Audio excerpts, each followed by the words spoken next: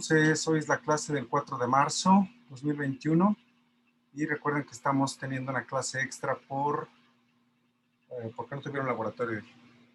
Muy bien, voy a empezar a compartir mi pantalla y vamos a retomar algo que dejamos la clase pasada.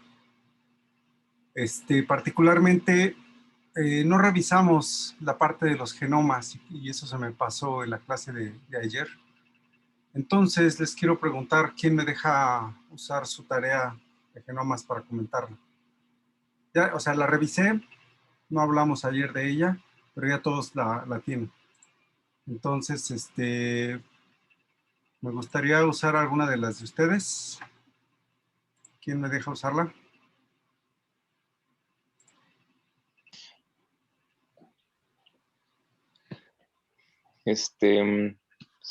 Puede ser la mía, profe. Aunque me equivoqué ahí en en las siglas, pero usted échale. No. A ver, déjame ver si la encuentro. Ángel. Ahí está la mía por si quiere. Ilse Damaris Flores García. Ilse Damaris. Igual Bueno, la mía. fue la más fácil. Gracias, Ángel. Gracias, Brenda, también. Vamos a revisar algo. Miren, ¿qué fue? A ver, esto me recuerda algo. Desde hace mucho tiempo yo me he preguntado por qué los jóvenes o por qué recientemente el punto y la coma se utilizan de manera pues intercambiable en las noticias, en el periódico, en muchos lados. A mí me sorprende un poco porque a mí se me pasó, debe ser por lo viejo que soy. Entonces me puse a buscar en el internet y encontré esta página, ¿no? Los separadores decimales, puntos o comas. Porque yo pensaba echarles un choro ahí mareador, ¿no? Y resulta que, pues, está aceptado en el sistema internacional que utilicen de manera intercambiable el punto y la coma para separar un decimal. Entonces, bueno, para muchos les puse comentarios de que tienen problemas con el punto y la coma. Sin embargo, como esta es mi clase, y como en ciencia seguimos utilizando el punto y la coma de forma ordenada, yo les voy a pedir que por favor hagan esto. Voy a ponerles un whiteboard ahorita. Si yo tengo el número 3000 y estoy hablando con mi papá, mi mamá, con mis amigos, si quieren representarlo así o así, está bien, háganlo. Pero en ciencia, en cualquier artículo científico de los que yo he revisado, si tú pones esto es un 3. Si yo pongo esto es un 3000, o bien no le pongo la coma, hago 3000.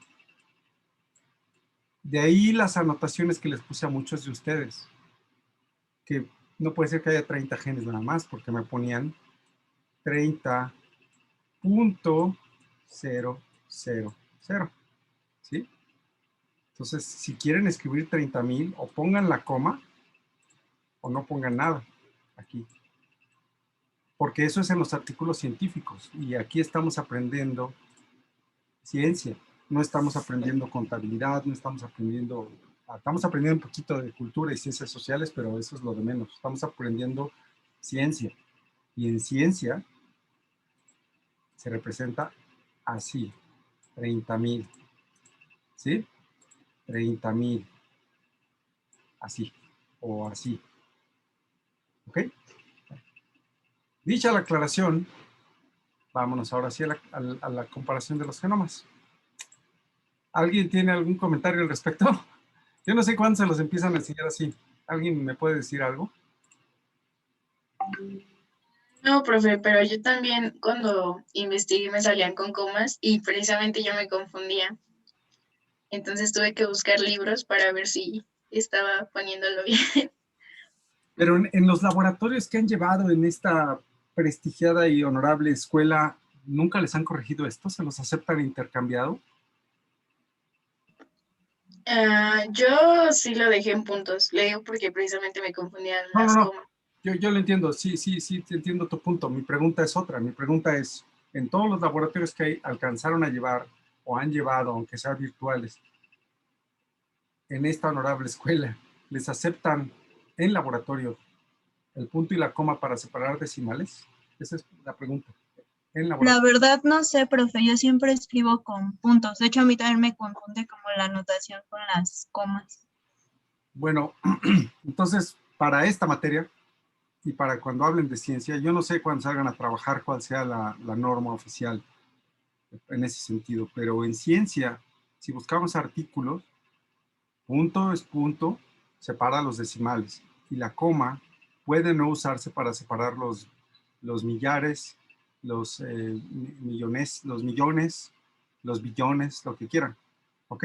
Entonces, eso lo vamos a seguir usando aquí, por favor. Entonces, Ah, perdón, profe, lo dije mal, es al revés. Yo siempre he usado la coma, no el punto. está bien.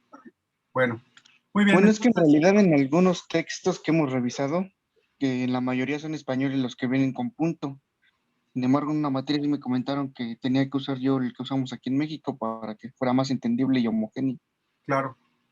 Sí, yo en México ya empezaron a usar desde hace un tiempo el punto y la coma indistintamente, pero no. Al menos no por el momento. Y si lo empieza a usar, como lo dije hace rato, en el pop culture, en la cultura popular, pues adelante, ¿no? Eso no lo puede uno detener. Pero en ciencia, ¿qué es lo que están ustedes haciendo? Aprendiendo. Vamos a usar el punto para separar las decimales y la coma para separar a los enteros en millares, millones, miles de millones. ¿Estamos? Es más, cuando llegamos a más de 1000, empezamos a usar notación científica. Por eso es que tal vez no se hayan enfrentado con eso. Pero a ver, díganme, ¿quién de ustedes ha encontrado un lugar en un laboratorio en donde les pongan... Ay, déjenme ver. Voy a tomar el primer dato aquí. 3,1 por 10 a la 9. ¿A poco lo han reportado?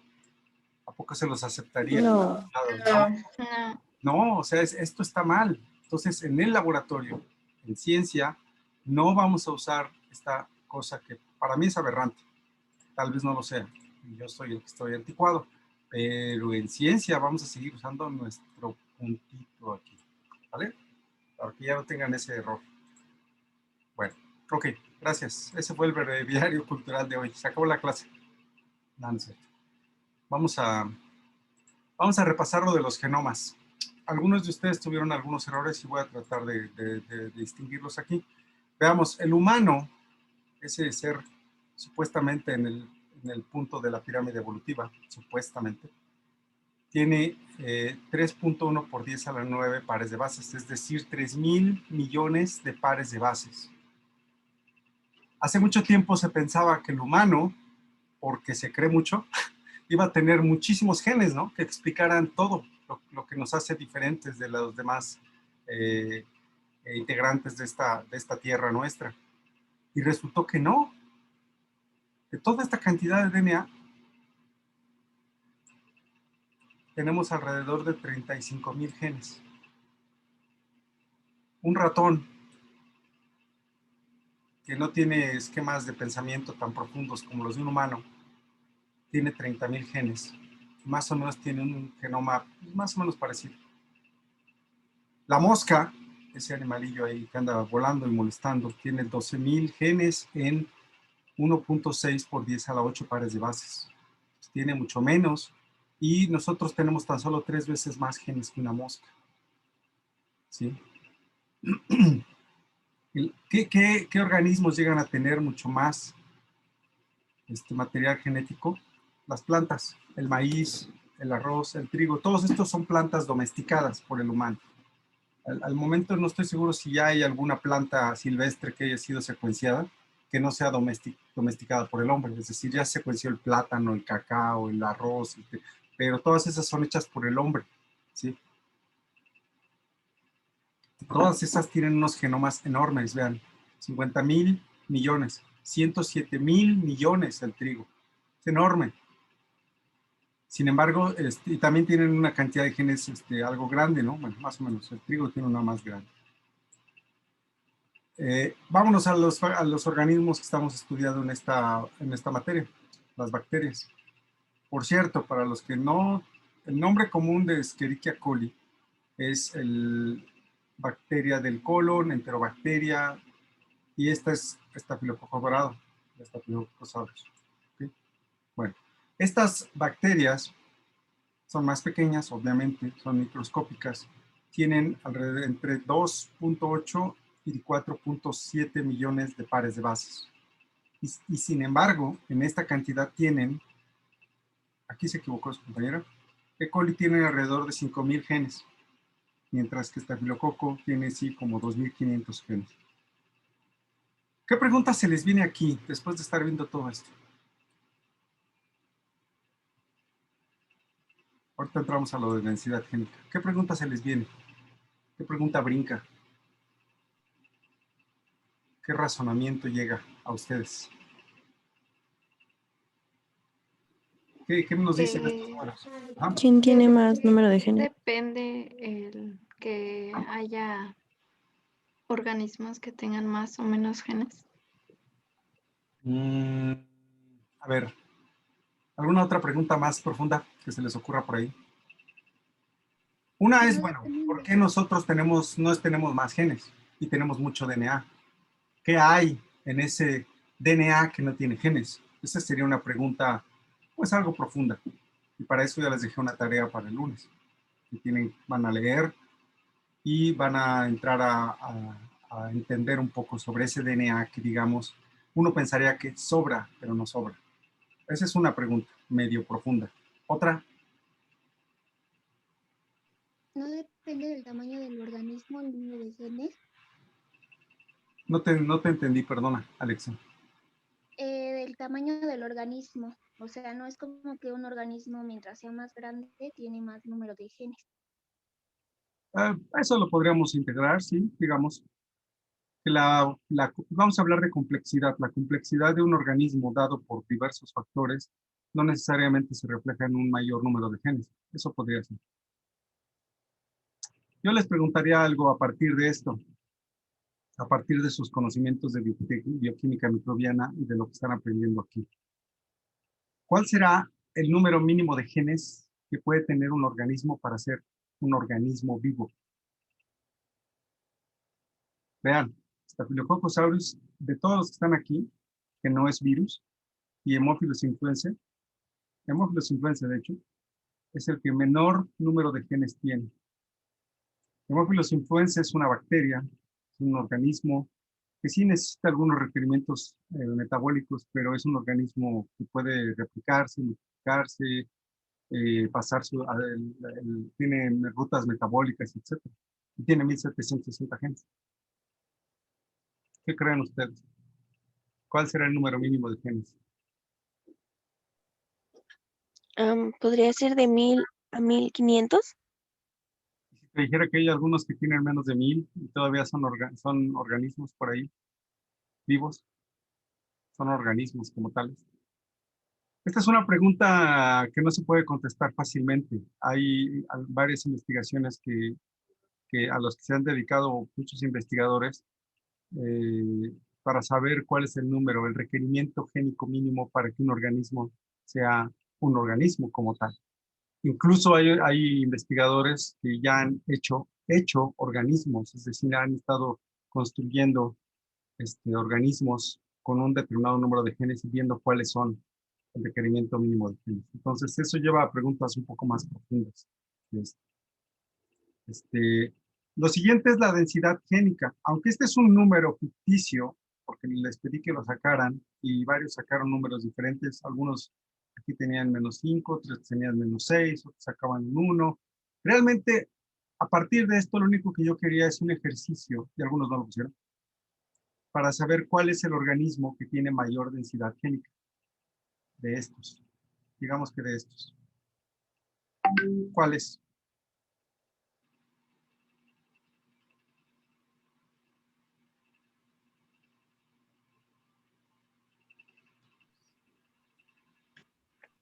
Siguen ahí, ¿verdad? El virus del Zika. De todos los organismos, bueno, de los que están ahí, el del Zika. A mí se me hace que están dormidos, porque yo acabo de decir muy claramente y lo señalé con un rectangulito, los que yo quiero que me digan, no del... El del arroz, me parece.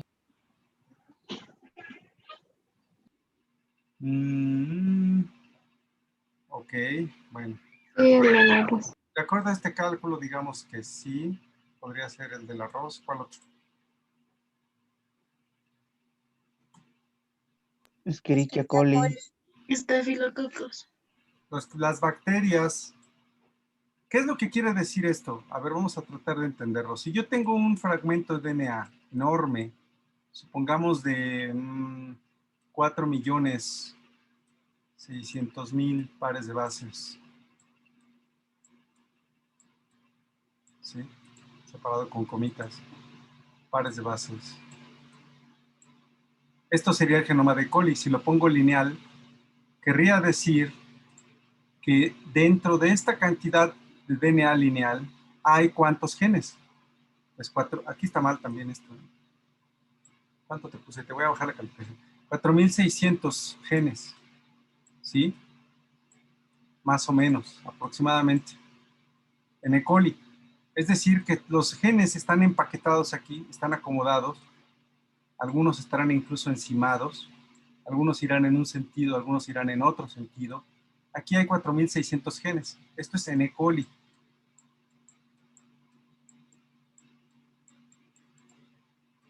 Si yo tomo al humano, lo voy a poner de otro color, si yo tomo esta misma porción en el humano, en 4.600.000 pares de bases, ¿cuántos genes habrá aproximadamente? No vayan a decir 4.600, por favor.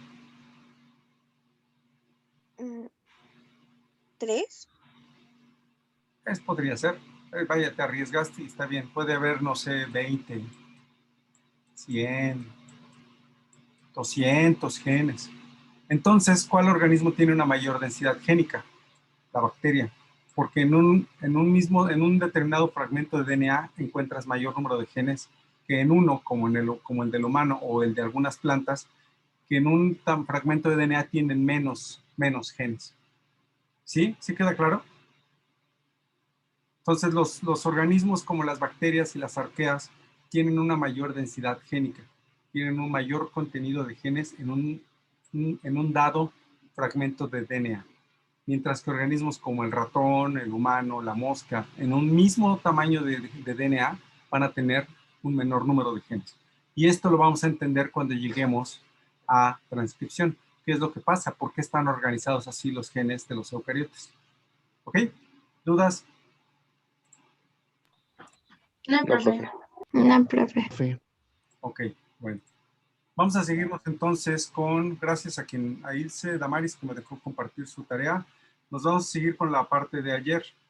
Nos quedamos en esto, en replicación.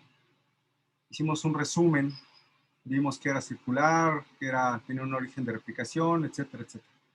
Y dijimos que teníamos que ver aún más conceptos. Estos conceptos que vamos a ver hoy, les decía yo al principio de la clase, que les van a servir para entender la primera práctica. ¿Ok? Bueno. Ya habíamos dicho que el DNA se representa de forma simplificada como 2 hebras, ¿cierto? Entonces vamos a empezar a utilizar este modelo de 2 hebras. Ahora, para entender lo que sigue, tanto en replicación como en PCR, necesitamos entender 2 conceptos. ¿Qué entienden ustedes por degradación y qué entienden por desnaturalización?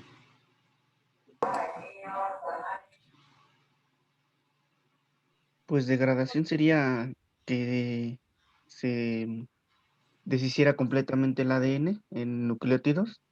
Y desnaturalización sería que tan solo se perdiera la estructura de doble hélice, por ejemplo, del ADN. ¿Ok? Sí, sí, lo resumiste muy bien. Muy, muy bien.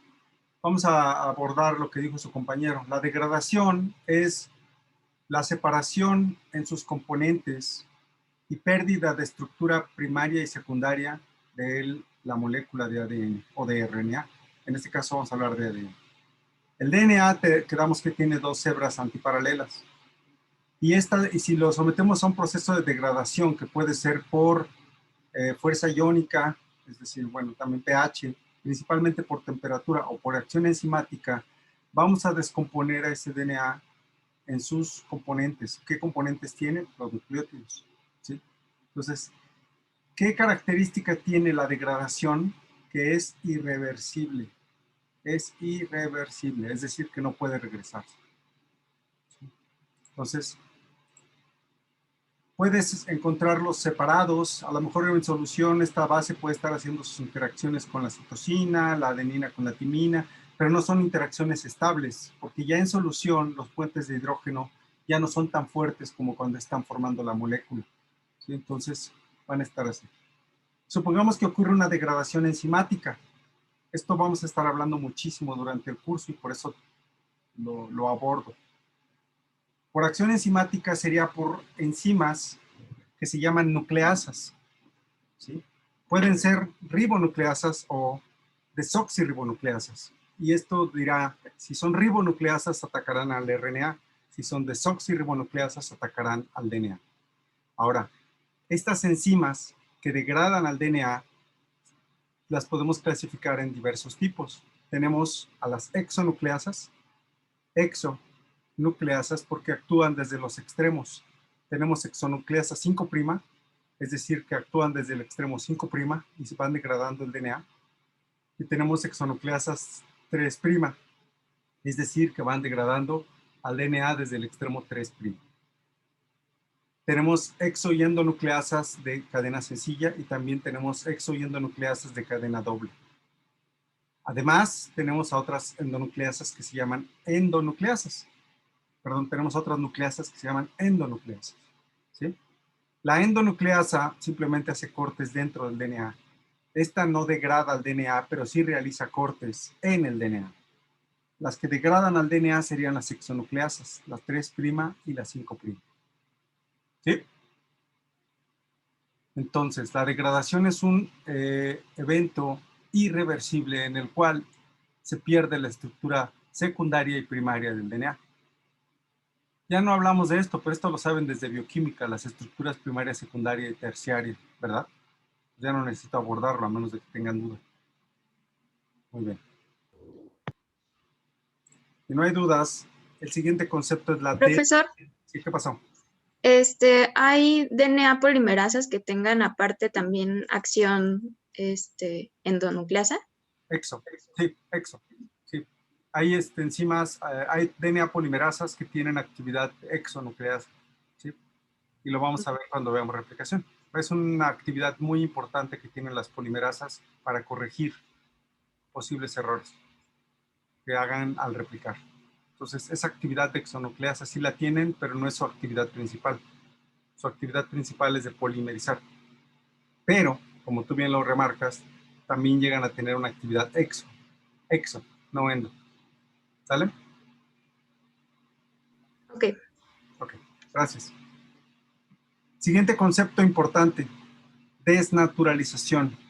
La desnaturalización es la, como dijo su compañero, es la pérdida de la doble hélice en el caso del DNA. Entonces, es la separación de las hebras, ¿sí? Por la pérdida de los puentes de hidrógeno entre las moléculas. ¿Cuál es la diferencia con la degradación? La diferencia es que esto es reversible, ¿sí?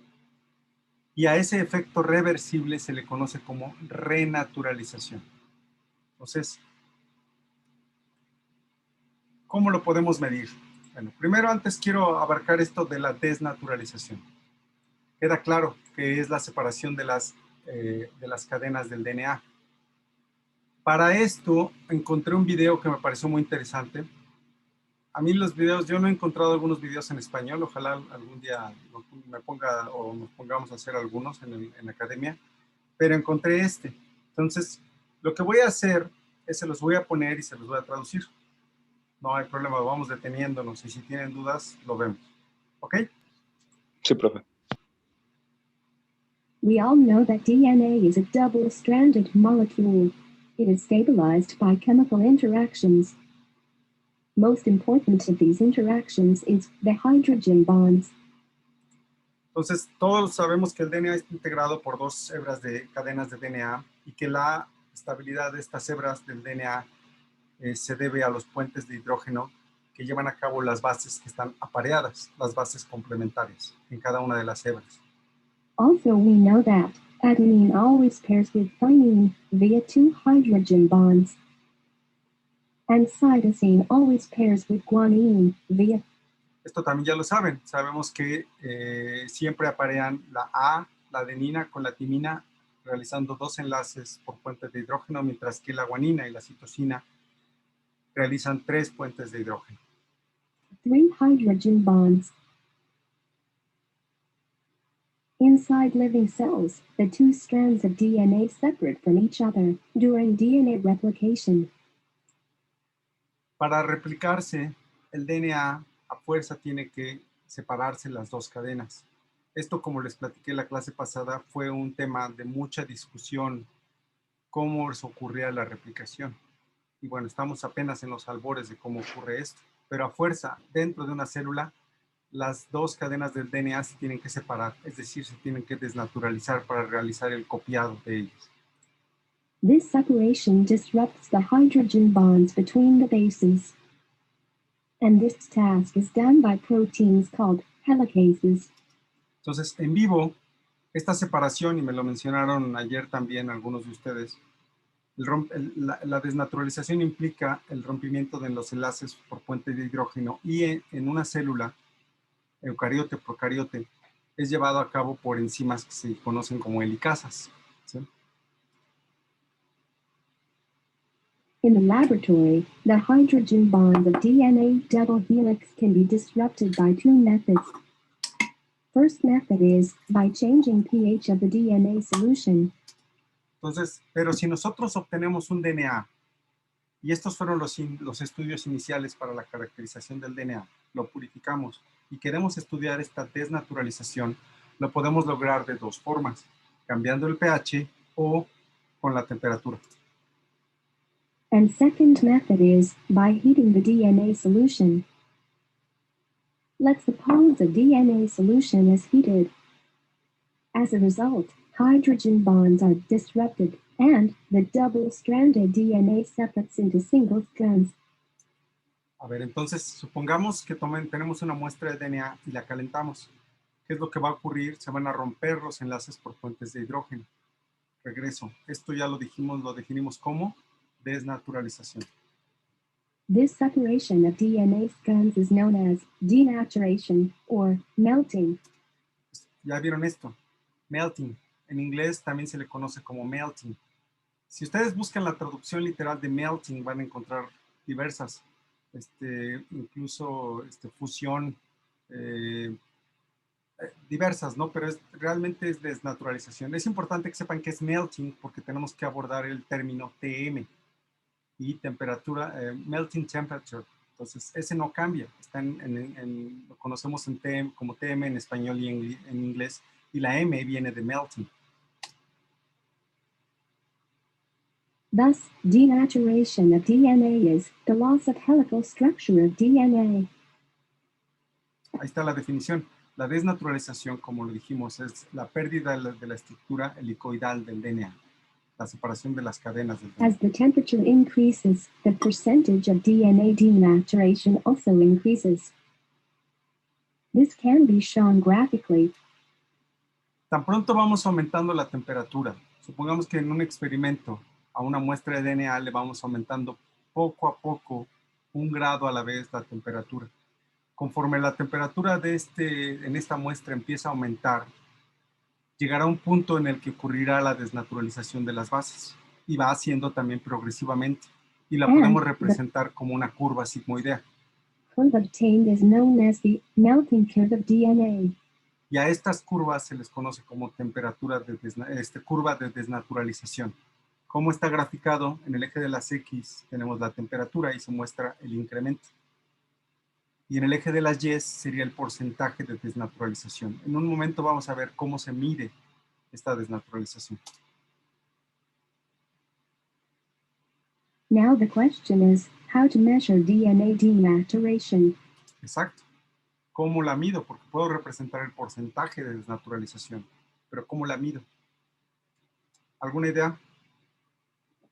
Ustedes ya llevaron bioquímica. ¿Podría ser mediante una electroforesis? No, no, porque la electroforesis nada más te va a decir si tienes o no tienes. ¿Cómo mido de la desnaturalización? Ustedes midieron en bioquímica, estoy seguro. ¿O con una reacción para colorear la parte? Eso está más complicado. O también con absorbancia, ¿no? Depende de la Exactamente, cantidad, sí, la absorbancia. exactamente. Mides la absorbancia. Ustedes lo hicieron, ¿no? Sacaron DNA de papaya o no sé de qué, ¿no? De algún fruto, creo. ¿Sí, no? ¿O ya no lo hacen? Sí, Sí, se de hace. plátano. Ahí está, de plátano. Entonces sacaron DNA y ¿cómo lo midieron ese DNA de plátano?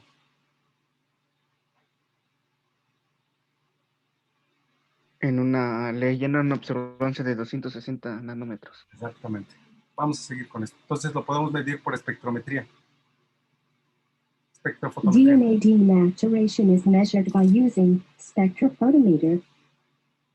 This is based on the fact that all nucleotide bases consist of aromatic rings.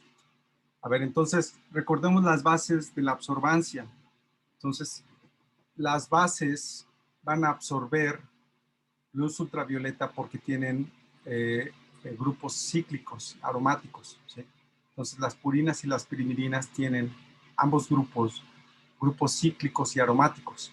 Y entonces, esa aromaticidad va a permitir que absorban luz ultravioleta. ¿Sí?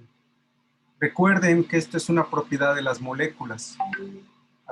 Las moléculas, en el particular las bases nitrogenadas, absorben a 260, como ya lo dijo su compañero, y también a 230, pero vamos a utilizar la de 260.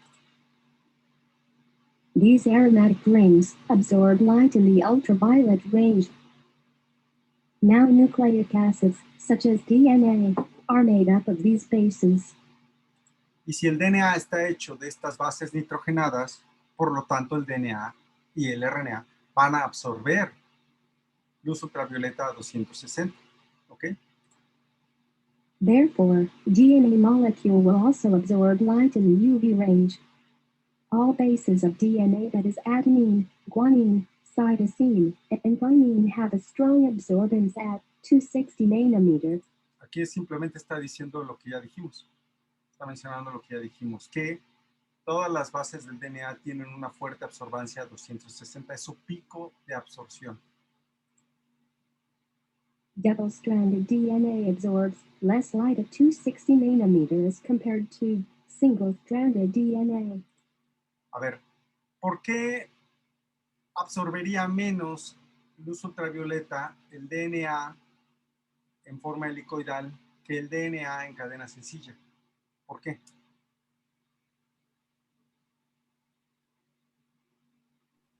Podría ser porque cuando se encuentra en forma helicoidal, las bases están como menos expuestas que cuando está sola, o sea, como que hay menor superficie de contacto. Exactamente, Lulu. Sí, exactamente es lo que va a decir ella. Cuando están en forma helicoidal, las bases están ocultas, no están expuestas, como tú bien dijiste. Mientras que cuando se separan, ahora sí quedan expuestas las bases nitrogenadas. Entonces, eso va a representar un incremento en la luz ultravioleta. En un momento vamos a ver qué es el efecto hipercrómico y el efecto hipercrómico residual. Por el momento se los voy a dejar allí y vamos a seguir con el video. A ver hasta dónde llegamos. This is because base stacking interactions in DNA double helix interferes with the absorbance. So, as DNA denatures or melts, its absorbance increases. Está diciendo justo lo que dije. Conforme se va desnaturalizando el DNA, va incrementando la absorbancia. Thus, absorbance of a DNA solution is measured under a particular set of conditions. And sigmoid shape curve obtained. Entonces, esto explica por qué obtenemos una curva de desnaturalización. En esta gráfica que ven ahora, en el eje de las X sigue siendo la temperatura, son incrementos en la temperatura. Pero ahora, en vez de graficar porcentaje de desnaturalización, graficamos lo que realmente estamos midiendo, que es la absorbancia a 260 nanómetros. En un momento vamos a ver esto también. Entonces, si yo me voy a poner a dibujar aquí lo que es importante. Si yo ¿por qué en esta parte es estable? el incremento en la temperatura en esta región de la curva no fue suficiente para empezar a desnaturalizar y exponer las bases del DNA. ¿Sí? Muchas veces, la mayoría de las veces vamos a tener esta parte en donde no incrementa la absorbancia. Es decir, que no se pierde todavía la estructura secundaria. Una vez que inicia la desnaturalización, pueden ver que hay un crecimiento logarítmico. Rápidamente se va desnaturalizando y por lo tanto se va aumentando ¿qué? La absorbancia. ¿Sí? Este es un incremento drástico y muy rápido en la absorbancia. Y luego llega otra vez a una fase estable. ¿Ok? En un momento en el video van a explicar por qué. ¿Queda claro? By plotting the absorbance values with increased temperature results in the melting curve of DNA. Now this lower portion of the melting curve represents that all the DNA molecules in the given DNA solution are intact. Ahí está. Todo esto que les decía, donde es estable, donde no se ve un aumento en la absorbancia, quiere decir que todas las moléculas en ese momento, en esas temperaturas están en doble hélice. Y lo que va a decir enseguida es que todas aquellas que ya están hasta arriba de la curva ya están completamente desnaturalizadas. Ya no hay más que aumentar en absorbancia. That is, they are double-stranded. And this upper portion of the melting curve represents that all the DNA molecules have completely denatured or melted. So, here we can see that, as temperature increases, DNA molecule melt, and the two strands separate. ¿Okay?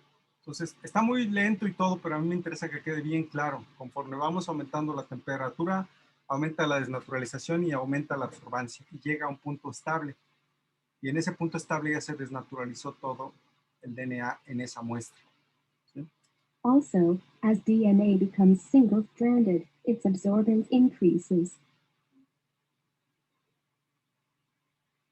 The temperature at which half of the DNA molecules are denatured is called as the melting temperature of DNA. Este es uno de los conceptos más importantes que van a necesitar para la práctica de PCR. Si nosotros podemos medir esto y determinar que en este punto de la curva el 100% de la muestra está en forma helicoidal y en este punto de la curva el 100% de la muestra está desnaturalizado, a la mitad de la curva inferimos que el 50% está desnaturalizado. ¿Están de acuerdo conmigo? A este punto medio, en donde la mitad de las moléculas están desnaturalizadas, se le conoce como temperatura de desnaturalización, o TM. De ahí viene lo de la M que les insistí hace rato. ¿Ok? Esa es la TM. Y lo vamos a ver aplicado a PCR. ¿Dudas? No, profe. No, profe. No. Ok, sigamos.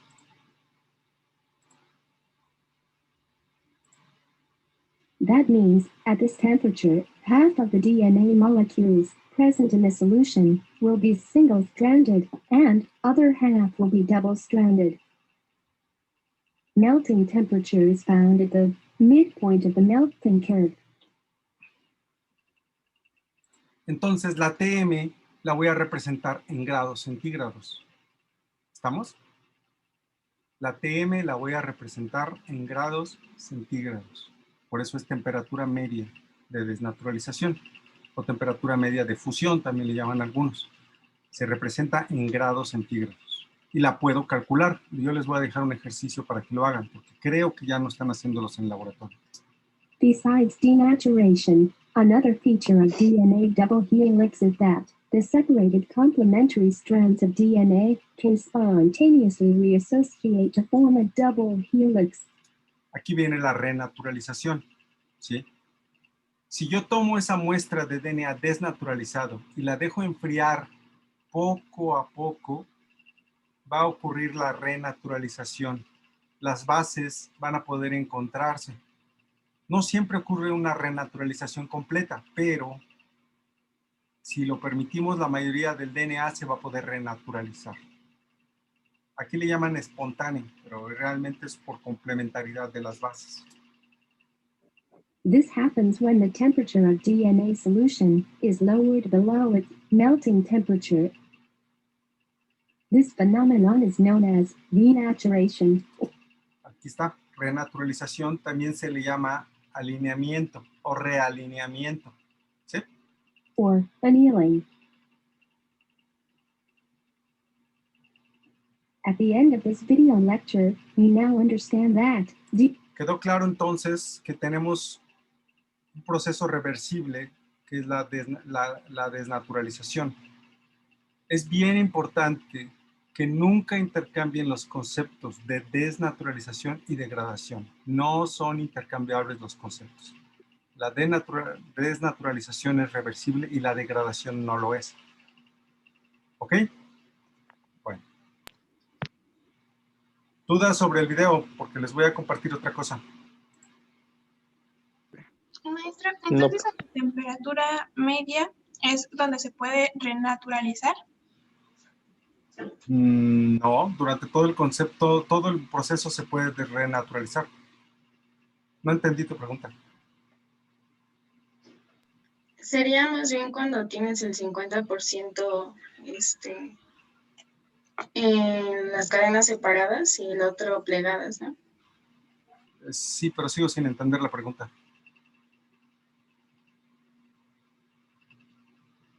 Que si esa temperatura media es como más fácil que se propicie la renaturalización. Ok. Sí, porque todavía tienes la mitad de las moléculas en forma helicoidal. Entonces es más fácil que la renaturalización ocurra. Sí, definitivamente.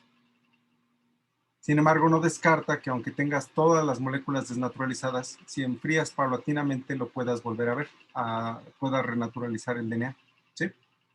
Pero sí, sí, gracias. Sí entiendo. Sí. Ahora, les voy a compartir ahora un documento que utilizábamos ancestralmente en el programa pasado. No sé si ustedes llegaron a ver esto, pero se los recomiendo que lo bajen y lo lean. Y si quieren conseguir las traducciones, pues allá ustedes, ¿no? Pero este era un capítulo del libro, me parece que es del Marmor, que utilizábamos en la práctica 1 del curso anterior. A mí me parece muy interesante porque aborda justamente los temas de la estabilidad, características físico-químicas del DNA. Es muy viejo el libro, pero me gustan mucho estas curvas, ¿sí? Por favor, díganme qué es lo que tengo aquí. Esa es longitud de onda en micrómetros. Sí, bueno, sí. ¿Y? Es un espectro de absorción. Exactamente. Explíquenme, por favor, un espectro. ¿Qué es un espectro de absorción en el que habló? Que no aparece tu nombre. Soy Santiago. Un espectro de absorción es una gráfica donde en el eje de las X se coloca la longitud de onda y en el eje de las Y ves la absorbancia. Exactamente. Entonces, aquí el libro está tan viejo que en vez de absorbancia utilizan coeficiente de extinción molar. Que también eso es algo que les recomiendo. Ya no se llama así, pero les recomiendo revisar. Muy bien. El coeficiente de extinción molar, para los, no sé si así lo vieron en química, pero cada molécula, las moléculas tienen coeficientes de extinción molar diferentes o una absorbancia específica diferente, ¿sí? Ahora, si yo tomo una muestra de DNA y le saco, o le determino más bien, el espectro de absorción, esto quiere decir que a la misma muestra le tomo la absorbancia a 210, 220, 230, 240, 260, 270, 280, 290 nanómetros. Aquí tiene que ser nanómetros. No es que esté mal, simplemente utilizaban antes esta nomenclatura. Esto es nanómetros, ¿sí? Yo voy a obtener esta curva. Nucleótidos. Déjenme sacar esto es esta curva. Esta curva que ven aquí es la curva que me va a dar el DNA. Con esta curva, ¿en dónde está el pico de absorción? En 260. ¿Sí?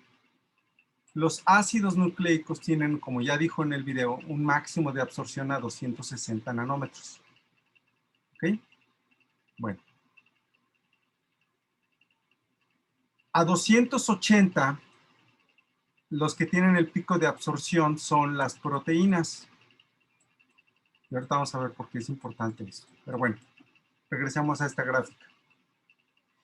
Cuando yo caliento esta muestra de DNA, voy a observar un incremento en la absorbancia a 260. ¿Por qué? Por lo que decíamos en el video, porque quedan expuestas las bases nitrogenadas en las cadenas del DNA. A este efecto se le conoce como efecto hipercrómico, ¿sí? Y esto demuestra la desnaturalización del DNA. Recuerden, esto es un espectro. Le mido el DNA en las diferentes longitudes de onda a ese DNA que estoy desnaturalizando y voy a observar justo en 260 un aumento en la absorbancia. ¿Sí? Ok. ¿Qué pasa si yo a esa muestra, en vez de desnaturalizarla, la degrado? Voy a terminar de... recuerden que la degradación es irreversible y los nucleótidos quedan en solución. Entonces voy a obtener un segundo aumento en la absorbancia. Este segundo aumento se le conoce como efecto hipercrómico residual. ¿Estamos? Este efecto, este aumento de aquí hasta acá indica degradación. El aumento de aquí a acá, desnaturalización. ¿Sí queda claro? Sí, profe. Sí, profe. Sí, profe. Ahora, ustedes se saben una ley. Regresemos a esta curva, a la curva del DNA que estaría en su condición nativa. ¿Qué me indica la altura de la curva?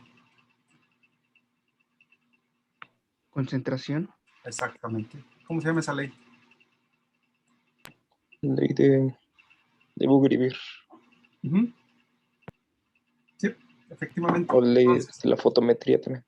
efectivamente, entonces, si yo mido una muestra de DNA a 260, aplicando una fórmula, yo puedo sacar la concentración del DNA. ¿Sí? Ahora, además de la concentración del DNA, a mí me interesa saber la pureza. Pureza. ¿Por qué pureza? Cuando ustedes obtienen el DNA está estructurado con proteínas, ¿sí? Tiene proteínas asociadas a él. A pesar de los procedimientos de extracción, de todas maneras siguen proteínas asociadas al DNA y se purifican también proteínas. Y por eso es importante también obtener la muestra a 280. Si ustedes sacan una proporción 260 sobre 280, la lectura, esta proporción tendrá que estar entre 1.8 y 2. Si esta proporción está entre 1.8 y 2, su muestra es adecuada para trabajar. ¿Ok? ¿Sí queda claro? Si la sacan menor o mayor de este intervalo, entonces es una muestra con demasiadas impurezas y no les va a servir para trabajar. ¿Sí? Sí. Sí, profe. Ok, ¿dudas sobre el efecto hipercrómico, desnaturalización, efecto hipercrómico residual, degradación? No, profe. No, profe. Bueno, no me voy a detener en esta otra curva, me voy a pasar inmediatamente a esta otra.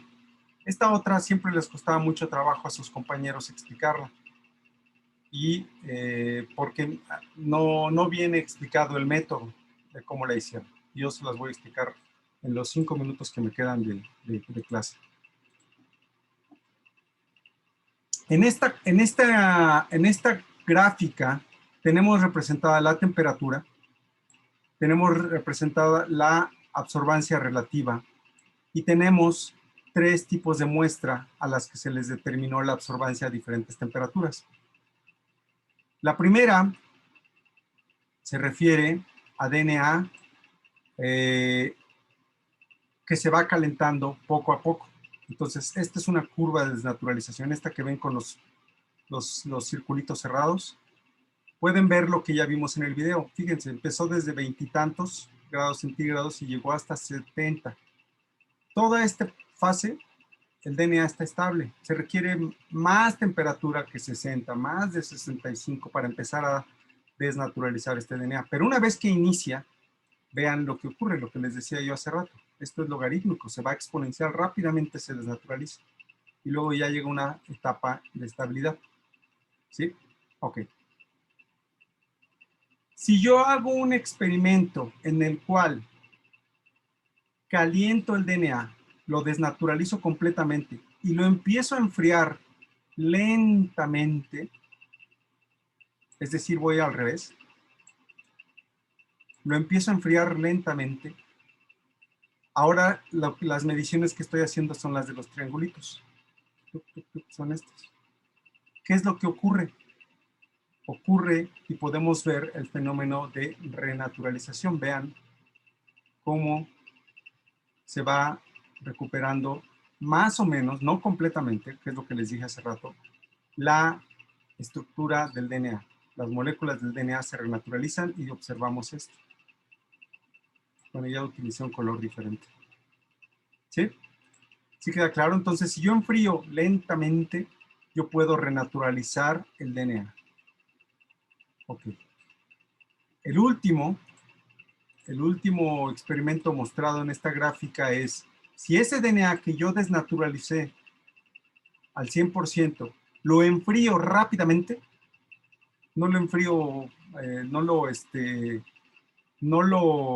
digamos que lo enfrío rápidamente y luego lo empiezo a querer renaturalizar y empiezo a medir las temperaturas, vean lo que ocurre. No hay una renaturalización completa. ¿Sí? En esta, aquí lo que hay son partes del DNA que a lo mejor alcanzaron a renaturalizarse, pero partes que no. Y luego otra vez otro pedazo por aquí, partes que están renaturalizadas y partes donde está expuesta las bases, ¿sí? Que no lograron renaturalizarse porque lo enfrié muy rápidamente el DNA. Entonces, este experimento nos ayuda a entender cómo ocurre la renaturalización y que esta renaturalización ocurre si permitimos que la muestra se enfríe lentamente, que la renaturalización ocurra paulatinamente. ¿Ok? Sí, profesor. Sí, todo bien. Bueno, la próxima clase vamos a ver la última parte de la gráfica, pero sí les recomendaría que la bajen. Esto está en el blog. Si entran al blog, a la práctica 1 van a encontrar ese archivo. Si no lo encuentran, me avisan. ¿Ok?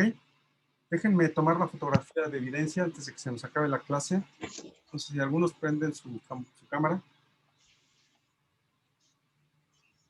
Muy bien. Es bien importante todo esto que vimos para la clase, para la... Ay, sigo grabando, para todo esto. Bueno, ya ni modo, va a quedar en el video. Así Profesor. Mándeme. Para checar la pureza, dijo que era la absorbancia a 280 Ajá. entre absorbancia a 260. Sí, de la muestra. ¿Por qué si no es por abajo de 1.8 no indicaría como más pureza porque hay más DNA que proteínas? Esa es muy buena pregunta. ¿Qué crees que esté pasando por abajo de 1.8? Ahí va la foto. 1, 2, 3. Hay alguien que se ve nomás la sombrita ahí. A ver, ¿qué crees que esté pasando con una muestra que está de más, que pareciera, escucha lo que te digo, pareciera que tiene mucho DNA? ¿Que a lo mejor es naturalizado demasiado? Se desnaturalizó, se degradó. Ya después de tantos estudios con DNA y con muestras y demás, y tú tienes algo que pareciera ser que tiene mucho DNA, es decir, que tu proporción está menor de 1.8, quiere decir que no, algo mal está ahí. Algo malo ocurrió. ¿Qué es eso malo? Que se te degradó la muestra. ¿Sí? Okay. Entonces, es un intervalo que ya está bastante estudiado y aceptado para poder trabajar tanto con DNA como con RNA, con los dos.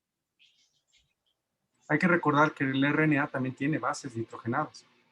Simplemente es de cadena sencilla, no de cadena doble. ¿Sale? Bueno, déjenme parar la grabación.